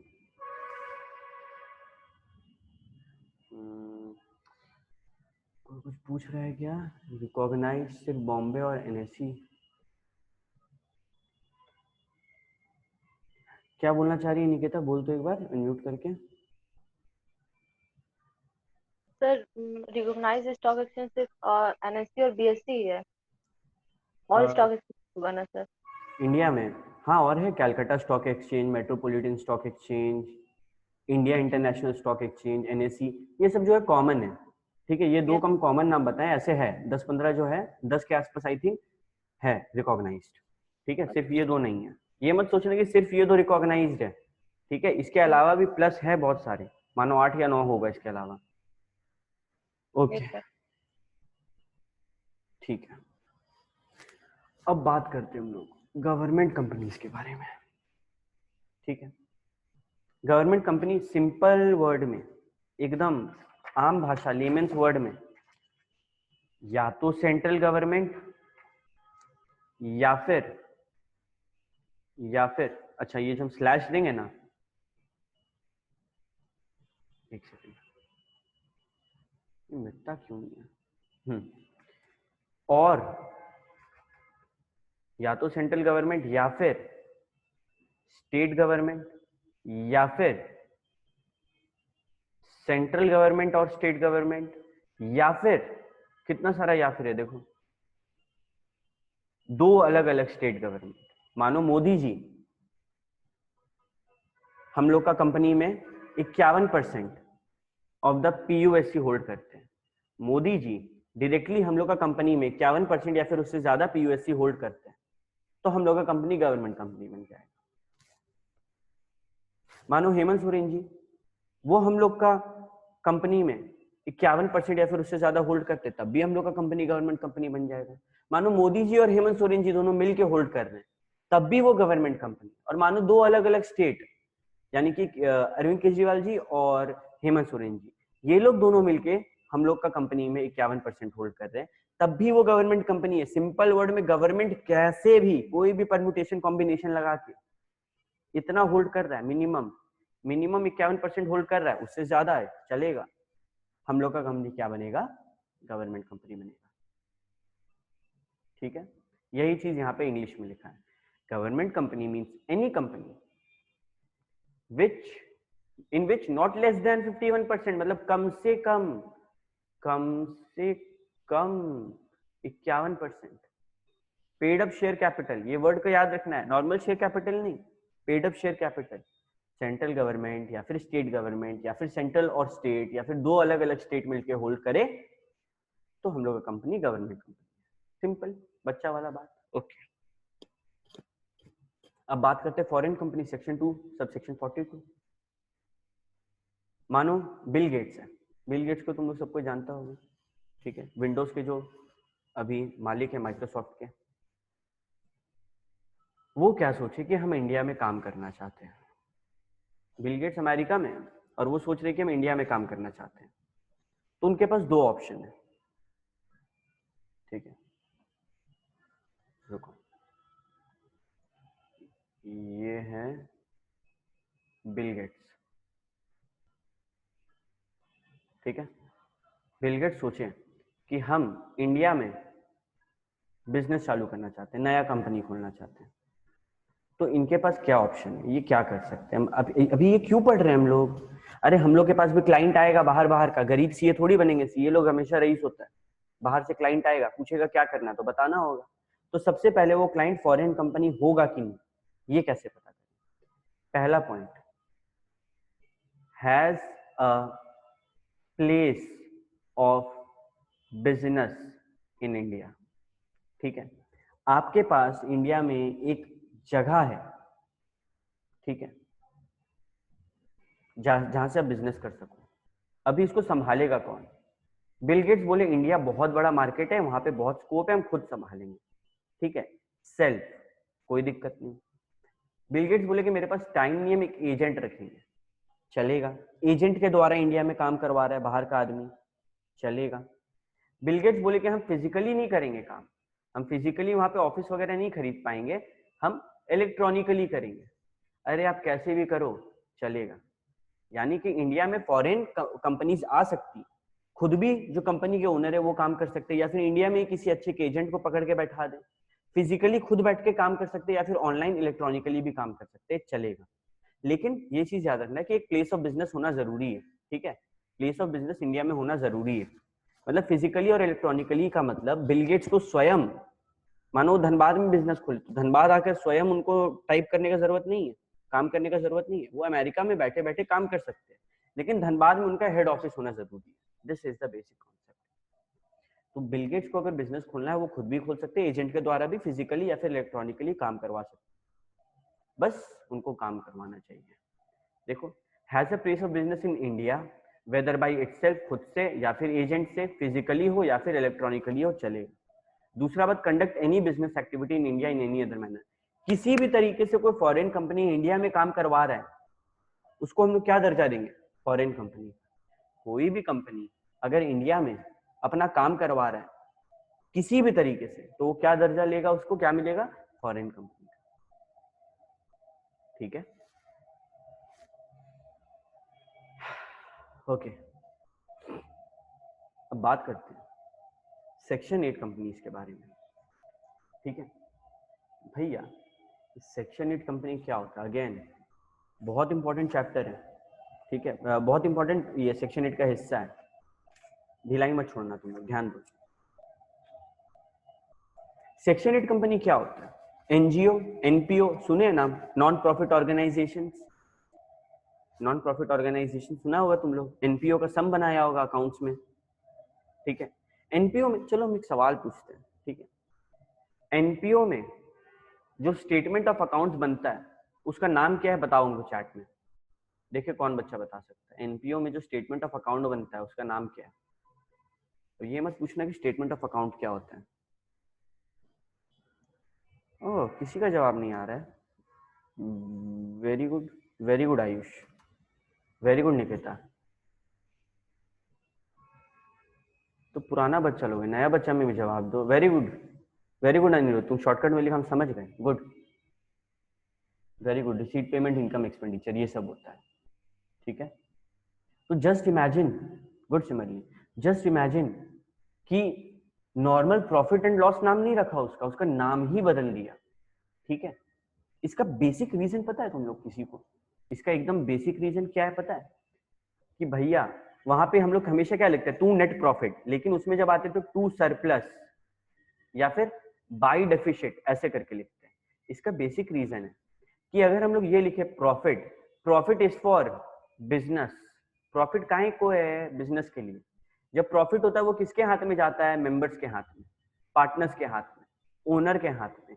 लेकिन जो सरप्लस होता है, यानी कि जो इसमें प्रॉफिट होगा ये काम से, एनपीओ से, वो प्रॉफिट नॉन बिजनेस है, मतलब बिजनेस के लिए नहीं है, वो तो चैरिटी के लिए पर्पस है। वो किसके हाथ में जाएगा? वो कभी भी मेंबर के हाथ में नहीं जाएगा, वो बिजनेस में ही रहेगा, बिजनेस के काम में आएगा। भैया मतलब आप क्या बोलना चाह रहे हैं, बिजनेस कैसे होगा? अरे भाई हम लोग सब बच्चा लोग बैठे हुए थे क्लास में, ठीक है, ऐसे हम लोग देखे कोरोना वायरस के कारण गरीबी बहुत छा रहा है। हम लोग सोचे कि एक मोमोज का ठेला लगा देते हैं, उसमें एक आदमी को बैठाते हैं, और जो इनकम होगा उसको हम लोग आपस में बांटेंगे नहीं, उसको हम लोग सोसाइटी के काम में ही यूज करेंगे, एडुकेशन में यूज करेंगे, स्पोर्ट्स में यूज करेंगे, ठीक है। तो यहाँ पे कौन सा कंपनी? Section 8 company. वो बिजनेस तो कर रहा है, लेकिन उसका जो पैसा कमाने का मोटिव है वो क्या है? सोसाइटी का मदद करना। जब भी सेक्शन 8 कंपनी, सिंपल वर्ड में, जब भी आप commerce, art, science, sports, education, research, social welfare, लोगों का भला करना, जात धर्म के लिए डोनेशन देना, इन्वायरमेंट को प्रोटेक्ट करना, कोई भी ऐसा रीजन से करना जिसका मोटिव पैसा कमा के जेब में रखना नहीं है बल्कि बांटना है, तो आप सेक्शन 8 कंपनी। ये है इसका डेफिनेशन। इसका डेफिनेशन सेक्शन 8 में ही बोला है कि promote the charitable objects of. याद कैसे करें भैया? तुम लोगों का कितना सब्जेक्ट है 11th में? कॉमर्स, आर्ट, साइंस, 3 स्ट्रीम है, स्पोर्ट्स भी है। पूरा एजुकेशन सिस्टम में कितना स्ट्रीम है तुम लोग का? कॉमर्स लो, आर्ट लो, साइंस लो या फिर स्पोर्ट्स लो। अगर तुम साइंस लिया क्या करेगा? रिसर्च वगैरह करेगा। अगर तुम कॉमर्स लिया क्या करेगा? सोशल वेलफेयर, पैसा कमा के देगा देश को। अगर तुम आर्ट्स लिया तो तुम रिलीजन वगैरह के बारे में जानेगा, और रिलीजन से क्या दिमाग में आता है? चैरिटी। हर धर्म में चैरिटी होना जरूरी है, और अपना इन्वायरमेंट का प्रोटेक्शन इज एसेंशियल। ये तरीके से तुम सारा पॉइंट याद कर सकते हैं। आई एम रिपीटिंग, 3 स्ट्रीम है, आर्ट, साइंस, कॉमर्स। कुछ लोग स्पोर्ट्स भी चल जाते हैं हमारे किस सिस्टम में? एजुकेशन सिस्टम में। अगर साइंस लोगे तो रिसर्च करोगे, कॉमर्स लोगे तो सोशल वेलफेयर होगा, और आर्ट लोगे तो रिलीजन वगैरह के बारे में पढ़ाई होगा। जब भी रिलीजन के बारे में सुनते हैं चैरिटी दिमाग में आता है, और इन्वायरमेंट का प्रोटेक्शन करना तो जरूरी है। हो गया यार? अभी ये चीज वेरी इंपॉर्टेंट, स्टार मार्क करो, कि अपना प्रॉफिट वो अपना ऑब्जेक्टिव में ही लगाएगा, यानी कि यही सब में लगा सकता है। अपना मेंबर्स को डिविडेंड नहीं दे सकता है, मेंबर्स को डिविडेंड नहीं दे सकता है। ओके, अब आते हैं एग्जांपल्स ऑफ सेक्शन 8 कंपनीज। कुछ नाम है, FICCI, ASSOCHAM, national sports club of India, CII यानी कंज्यूमर इंडेक्स के ऊपर, मतलब नाम उतना जरूरी नहीं है लेकिन फिर भी देख लो, ठीक है। मिनिमम 2 नाम तुम लोगों को याद होना चाहिए, 2 नेम, इसमें से कोई भी 2 नाम उठाना और याद कर लेना। अभी आ रहे थोड़ा टेक्निकल कॉन्सेप्ट में। अभी तक सेक्शन 8 क्या था भैया? क्लियर, एनपीओ ये सब काम कर सकता है वो लोग। अगला अपना मेंबर को प्रॉफिट दे नहीं सकता है, अपना ही काम में उसको प्रॉफिट वापस लगाना होगा। अब बताओ, power of central government to issue licence, यानी कि अभी तक हम लोग को लाइसेंस कौन देता था? ROC, registrar of companies. Her state का अलग अलग होता है, ठीक है। लेकिन जब कोई सेक्शन 8 कंपनी आएगा तो वो किसके पास जाएगा? वो सीधे मोदी जी के पास जाएगा, सेंट्रल गवर्नमेंट। उसको और कोई लाइसेंस नहीं दे सकता। और तो और बोल भी दिया है मोदी जी, सेंट्रल गवर्नमेंट, कि आप लिमिटेड या फिर प्राइवेट लिमिटेड का इस्तेमाल नहीं कर सकते। लिमिटेड या फिर प्राइवेट लिमिटेड का इस्तेमाल करना जरूरी भी नहीं है और कर भी नहीं सकते आप, ठीक है, पहला बात। दूसरा बात, the registrar shall on application register such person और association of person as a company under this section. यानी कि क्या मोदी जी को सपना आएगा कि यहाँ पे ये लोग चाह रहा है कि ये लोग एनपीओ खोले? नहीं, सॉरी, मोदी जी को सपना नहीं आएगा। हम लोग एप्लीकेशन देंगे कि मोदी जी यानी कि सेंट्रल गवर्नमेंट हम लोग एनपीओ खोलना चाहते हैं। ये एप्लीकेशन हम लोग देंगे। जैसे ही वो अलाउ करेंगे हम लोग को कुछ प्रिविलेजेस मिल जाएगा और कुछ हम लोग के ऊपर रिस्पॉन्सिबिलिटी आएगा। क्या? वो आगे वाला लेवल में पढ़ना, इंटर में। हम लोग को इतना दिमाग में रखना है कि बाकी सबको आरओसी देता है लेकिन सेक्शन 8 को सेंट्रल गवर्नमेंट देता है। लिमिटेड, प्राइवेट लिमिटेड, सेक्शन 8 को नहीं लगाना है और एप्लीकेशन देना होगा सेंट्रल गवर्नमेंट को कि हमको भैया एनपीओ खोलना है। ऐसे सपना नहीं आता उनको। जैसे ही रजिस्ट्रेशन होगा कुछ फायदा और कुछ रिस्पॉन्सिबिलिटीज अपने माथे चढ़ जाएगा। अभी सेंट्रल गवर्नमेंट पावर दे रहा है, लाइसेंस दे रहा है, कल को वो चाहे तो वो रिवोकेशन भी कर सकता है लाइसेंस का, लाइसेंस छीन भी सकता है। ठीक है, लाइसेंस दे रहा है तो ये नहीं कि ज्यादा हवा में उड़ने लगो, छीन भी सकता है। ऑर्डर देकर वो रिवोक कर सकता है लाइसेंस ऑफ द कंपनी। कब? when the company contravenes any of the requirement or condition of this section। इस सेक्शन में कुछ रिक्वायरमेंट आएगा, कुछ कंडीशन आएगा इंटर लेवल पे। अभी एकदम बेसिक पढ़ रहे हैं हम। ठीक है, इंटर में जाओगे ना तो इसके ऊपर पूरा एक बहुत मोटा चैप्टर है, एक एक रूल, एक एक लॉ, सेक्शन वगैरह याद करना है।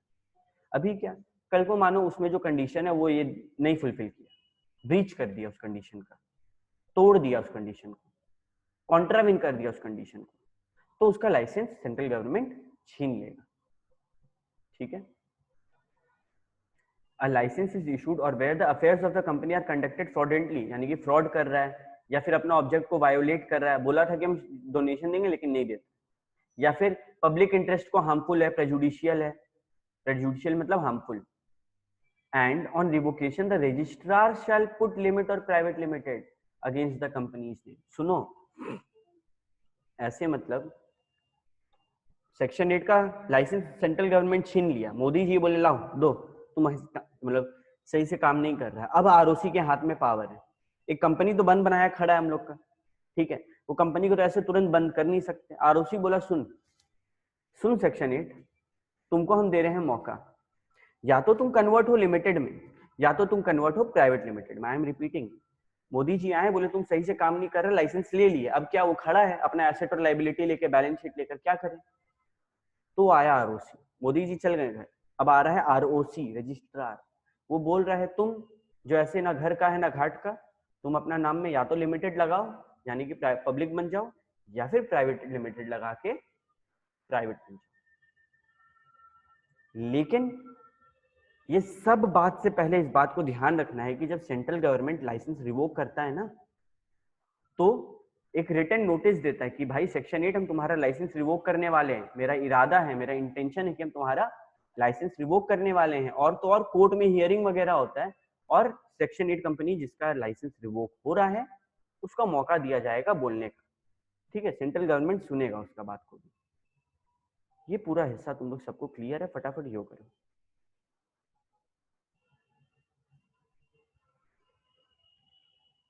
ये पूरा हिस्सा तुम लोग को क्लियर है तो यो करो।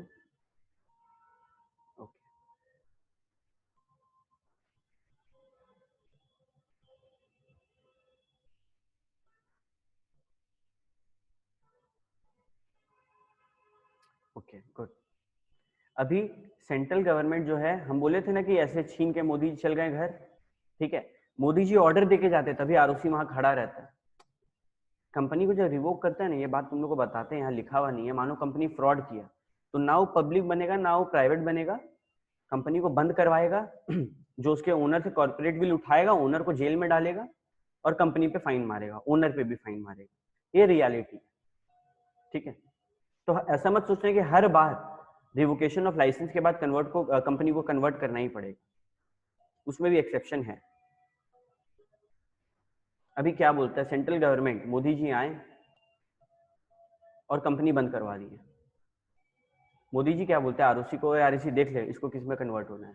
आरओसी बोलेगा सुन तेरे पास मौका है, तुम या तो पब्लिक बन जाओ या तो प्राइवेट बन जाओ, और एक मौका है किसी और कंपनी से बात करो और उससे अमेलगमेट कर लो, उसके साथ जुड़ जाओ, किसी और कंपनी के साथ जुड़ जाओ और एक कंपनी का नाम रखो। जैसे कि हीरो और होंडा आज अलग अलग है, पहले एक ही था हीरो होंडा। वोडाफोन और आइडिया आज अलग अलग है, पहले एक ही था वोडाफोन आइडिया, नहीं वोडाफोन आइडिया आज एक है वीयू के नाम से, वीआई के नाम से, पहले अलग अलग था। सोनी एरिक्सन पहले एक था, अलग अलग है। ये अमेलगमेशन होता है, दो कंपनी साथ में आ जाते हैं, तो इसको बोलेगा जाओ अमेलगमेट कर जाओ। तुम अपना सारा एसेट लाइबिलिटी जाओ और उससे बात करो, उसके साथ मिल जाओ, तो ये भी अलाउड है। अभी अगर कोई भी प्रोविजन का कॉन्ट्रावेंशन हो रहा है, यानी कि तोड़ा जा रहा है, उसका हिसाब से, लॉ के हिसाब से काम नहीं हो रहा है, तो क्या fine? Varying from 10 lakh rupees to 1 crore rupees. Company के ऊपर है, कंपनी के ऊपर कितना है? 10 लाख रुपया से लेके 1 करोड़ रुपया।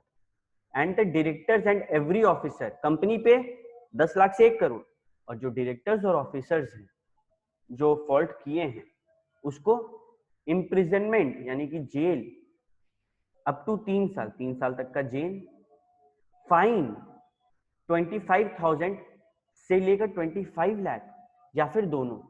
आई एम रिपीटिंग, कंपनी के ऊपर 1 लाख, या तो 10 लाख से लेकर 1 करोड़ का फाइन, कंपनी खत्म। एक फाइन बोलेगा, कंपनी का खेल खत्म। जो लोग अब उस कंपनी में फ्रॉड किया, कॉर्पोरेट व्हील उठाएगा, देखेगा कौन कौन फ्रॉड किया, सबको बुलाएगा इधर आओ और बोलेगा जेल 3 साल का, या फिर फाइन 25,000 से लेके 25 लाख तक का, या फिर दोनों।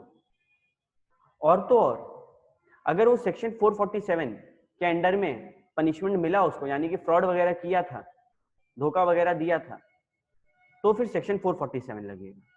कौन बच्चा मेरे को सेक्शन 447 बता सकता है? चैट में लिख के भेजो, देखे किसको याद है। 447 सबसे भयानक सेक्शन है।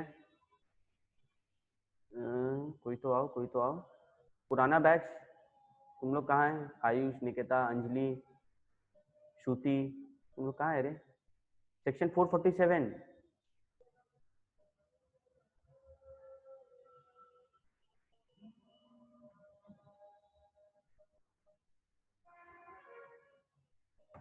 अरे किसी को नहीं पता? श्रुति अनम्यूट करो।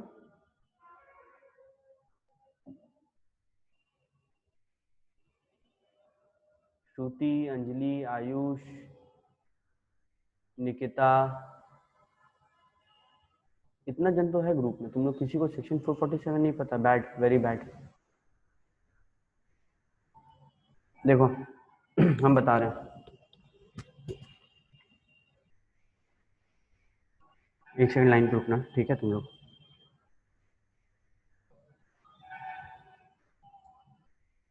क्या मेरे को सबका आवाज आ रहा है? एक बार यो मैसेज करो तो।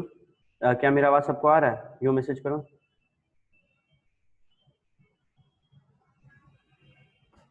हेलो,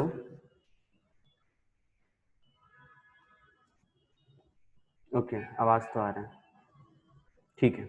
हम लोग बात कर रहे हैं सेक्शन 447 ऑफ कंपनीज एक्ट 2013। ये कब होता है पता है? जब फ्रॉड हो, जब कोई ऐसा फ्रॉड हो जिसमें बहुत ज्यादा पब्लिक इन्वॉल्व हो गया और वो लोग चुप ही नहीं हो रहा है, बहुत पब्लिक इन्वॉल्व है और वो लोग चुप ही नहीं हो रहा है, तो एक पनिशमेंट लगता है, ठीक है, ताकि पब्लिक को शांति बैठे दिल में। पनिशमेंट क्या है? पनिशमेंट है, बुक में लिख लो कहीं पे, imprisonment from 3 year to 10 year, 3 से लेके 10 साल तक का जेल, 3 से लेके 10 साल तक का जेल,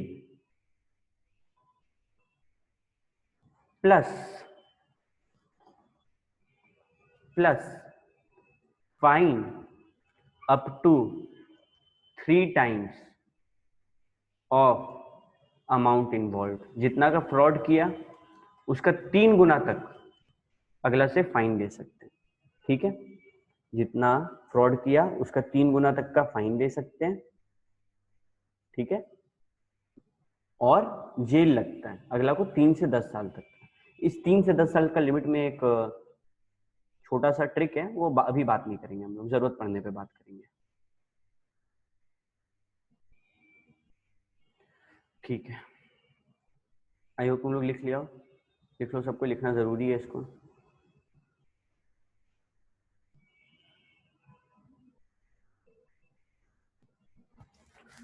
ओके,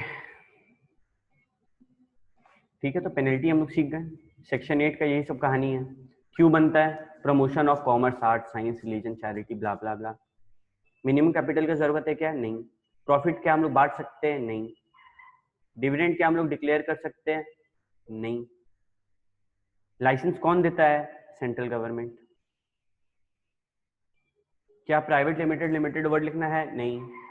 अगर कुछ भी कंडीशन कॉन्ट्रावेन करेंगे तो लाइसेंस रिवोक होगा, सेंट्रल गवर्नमेंट करेगा। उसके करने के बाद क्या? या तो बोलेगा बंद हो जाओ, वाइंड अप हो, या फिर बोलेगा किसी और कंपनी के साथ अमेलगमेट कर, या फिर खुद ही कन्वर्ट हो जाओ। 3 ऑप्शन रखेगा उसके सामने। अच्छा, ये इंपॉर्टेंट पॉइंट है, स्टार मार्क करना। Can call it's general meeting by giving a clear 14 days notice instead of 21 days.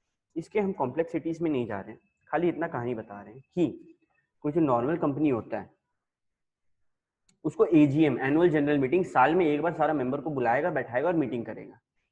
ठीक है, देखो जियो का भी हुआ था, सबका होता है एनुअल जनरल मीटिंग, हर कंपनी का होना कंपलसरी है, लॉ है, सेक्शन है इसका। ठीक है, तो बोला कि जो मीटिंग बैठता है ना उसके नॉर्मल कंपनीज के लिए, फॉर नॉर्मल कंपनीज 21 दिन पहले अगला लोग को नोटिस भेजना होगा कि आपका मीटिंग इस दिन पे इस जगह पे वगैरह वगैरह। लेकिन सेक्शन 8 यानी कि एनपीओ के लिए 14 दिन पहले ही भेज सकते हैं। इसमें क्या 21 दिन पहले। ठीक है, कंपनी को ध्यान रखना होगा 21 दिन 21 दिन 21 दिन। और सेक्शन 8 में 14 दिन का टाइम, 2 हफ्ता पहले तुमको भेजना होगा। अगर इसमें 21 दिन पहले नहीं भेजा तो पनिशमेंट है। ठीक है, लेकिन सेक्शन 8 के लिए वैसा कोई लफड़ा नहीं है, 14 दिन का टाइम है अगला के पास। अरे इसको अगर हम तुम लोग को ग्राफ से दिखाएं ना, मानो हम लोग जो है वो सोचे मीटिंग रखेंगे 10 अक्टूबर को, नहीं 10 को नहीं, मानो 15 अक्टूबर को। ठीक है, तो 15 अक्टूबर से 14 दिन पहले, ठीक है, यानी कि 2 अक्टूबर तक हम लोग सेक्शन 8 कंपनीज को भेज सकते हैं। यानी कि 2 अक्टूबर से पहले पहले आपको नोटिस भेज देना है। इसके बाद अगर आप नोटिस भेज रहे हो तो आपके ऊपर क्या लगेगा? सजा, पनिशमेंट। ठीक है, मिनिमम 14 डेज पहले आपको भेजना है नोटिस को। इस बारे में आगे और बात होगा, लेकिन याद रखना ये पॉइंट एग्जाम में पूछ सकता है। इसमें मिनिमम डायरेक्टर, इंडिपेंडेंट, ये सब कोई डायरेक्टर का कोई ऐसा रूल नहीं है। नॉमिनेशन एंड रेम्यूनरेशन कमेटी नहीं बैठाना है, शेयर होल्डर रिलेशनशिप कमेटी नहीं बैठानी है, ये सब कमेटी वगैरह कंपनीज में बैठता है। सेक्शन 8 को बैठाने से मना कर दिया। क्या एक, यहाँ पे भी क्वेश्चन बनता है, क्या एक पार्टनरशिप फर्म सेक्शन 8 कंपनी का मेंबर बन सकता है? Yes, a partnership firm can be a member of section 8 company. I am repeating, a partnership firm can be a member of section 8 company. आते हैं फॉर्मेशन, ये सब जो है ये वही चीज है, वैसे कोई लफड़ा नहीं है, हम लोग पढ़ चुके पूरा डायग्राम को। ठीक है, सेक्शन 8 कंपनी हम 1 मिनट का टाइम दे रहे हैं, तुम लोग फटाफट रीड करो।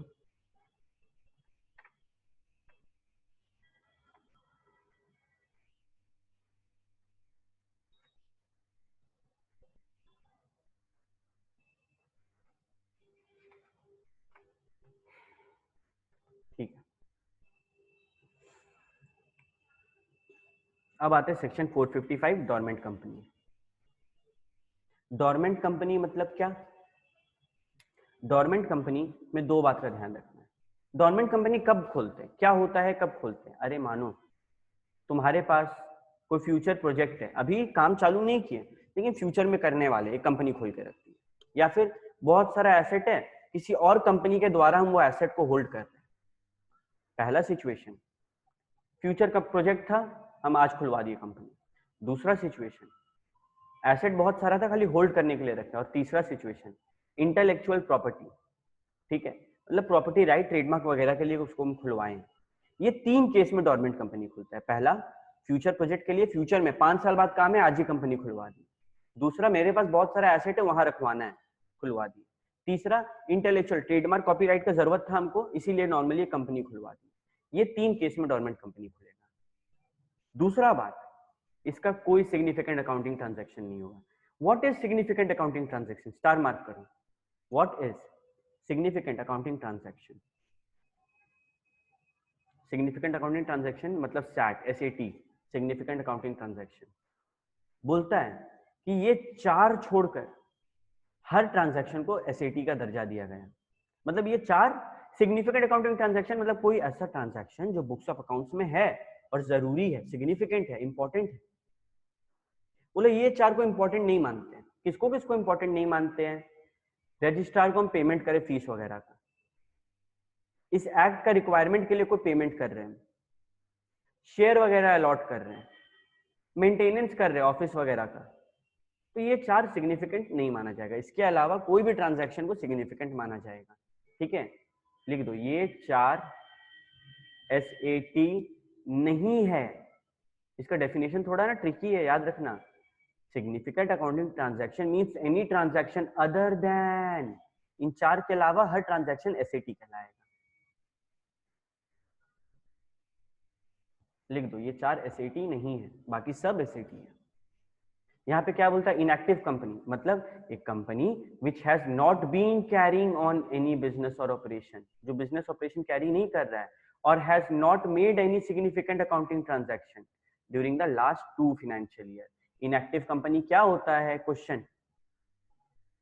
इनएक्टिव कंपनी मतलब एक ऐसा company which has not been carrying on any business और ऑपरेशन और has not made any significant accounting transaction during the last 2 financial year और has not filed financial statement and annual return of last 2 financial year. ये भी सवाल है। Inactive company क्या? रट लो, याद कर लो, इसमें समझ के दिमाग में याद नहीं रहेगा, बैठ के लर्न करना होगा, 6-7 बार बोलना होगा। क्या?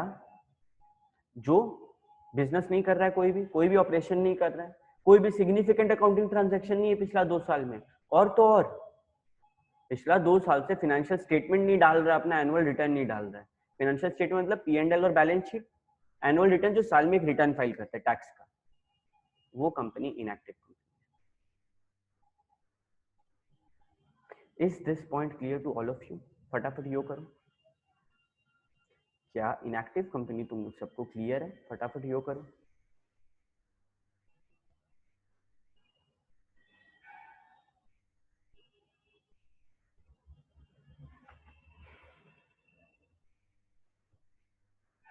ओके अच्छा, 2 छोटा छोटा कंपनी बचा हुआ है, हम लोग करते हैं, फिर क्लास में ऑफ करेंगे।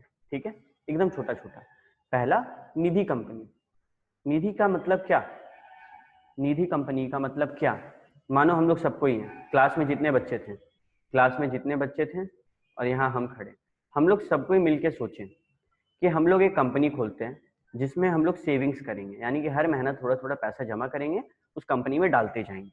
उस कंपनी में तुम लोग को तो आइडिया नहीं शेयर मार्केट का, हमको है। हम उस पैसा को शेयर मार्केट में लगा के बढ़ाते जाएंगे।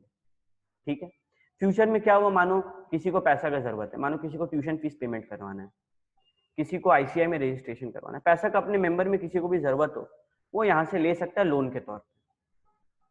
आई एम रिपीटिंग, सबको मिले, पैसा जमा किए, जमा करके रख दिए, किसी को जरूरत है, आओ लोन के तौर पे कंपनी से लो और वापस करना है।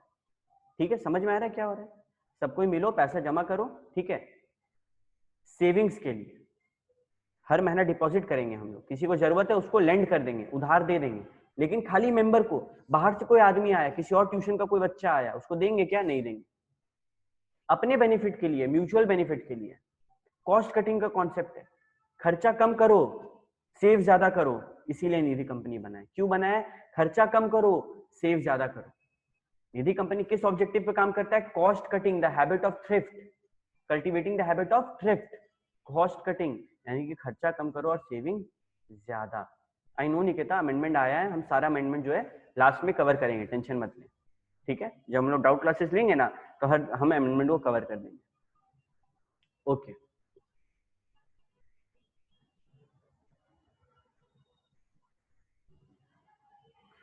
ठीक है, तो निधि कंपनी क्या? जब सारे कुछ लोग मिले, कंपनी बनाए, किस लिए? सिर्फ एक पर्पज से, हमको अपना खर्चा कम करना है और ज्यादा से ज्यादा सेव करना।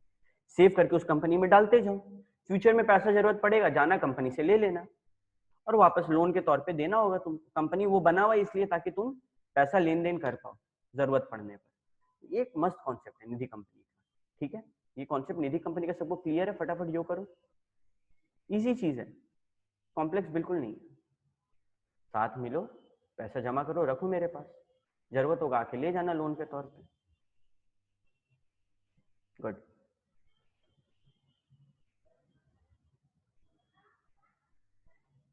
बच्चा लोग का जिसका यो नहीं आ रहा उसको समझ में आ रहा तो है,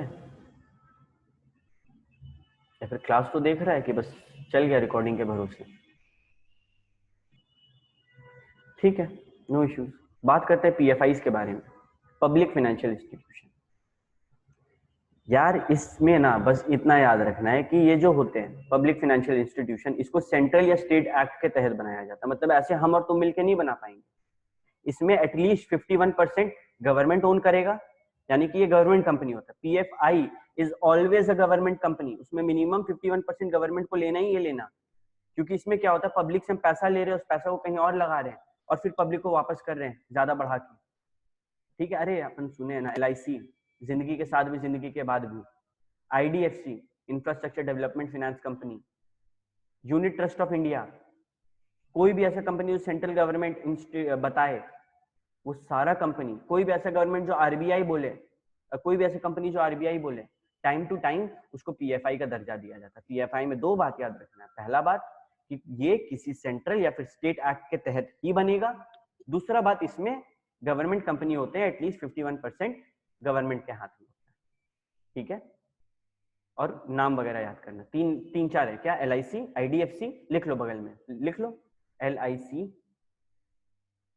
IDFC, UTI unit trust of India. Central government बोले कंपनीज एक्ट के तहत, सेंट्रल गवर्नमेंट बोले RBI के तहत, RBI का मतलब हेल्प लेकर PFI बनाना है किसको, तो वो PFI बन जाता है। ओके, सो फॉर टुडे इतना ही। तुम लोग को होमवर्क चाहिए, इसको बैठ के पढ़ो, याद करो, बहुत इंपॉर्टेंट कॉन्सेप्ट्स आज हम लोग डिस्कस किए हैं। Next class day after tomorrow यही टाइम है, ठीक है। Thank you everyone.